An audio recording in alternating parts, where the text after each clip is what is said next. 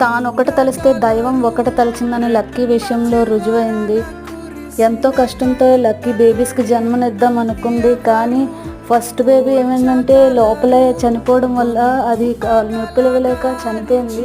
ఆ చనిపోయి లోపల ఉబ్బిపోవడం వల్ల అది బయటకు రావడం చాలా కష్టం అయిపోయింది అనమాట. ఆ ఇన్ఫెక్షన్ మొత్తం బేబీస్ అన్నిటికీ సోకి బేబీస్ ఒకదానితోటి అన్నీ చనిపోయాయి. కానీ లక్కీగా ఏమైందంటే ఈ డెలివరీ మాత్రం అయిపోయింది. కానీ డెలివరీ టైం మాత్రం చాలా చాలా టైం టేకింగ్ ప్రాసెస్ అయిపోయింది అనమాట. ఒకటి పుట్టింది, ఒక 2-3 పుట్టాయి. మళ్ళీ మార్నింగ్ పుడితే ఈవినింగ్ పుడితే మార్నింగ్, అలా బేబీస్ పుట్టి చనిపోవడం. అసలు పుట్టినప్పుడల్లా లక్కీ స్పృహ తప్పి పడిపోవడం నిజంగా నరకం అనిపించిందండి.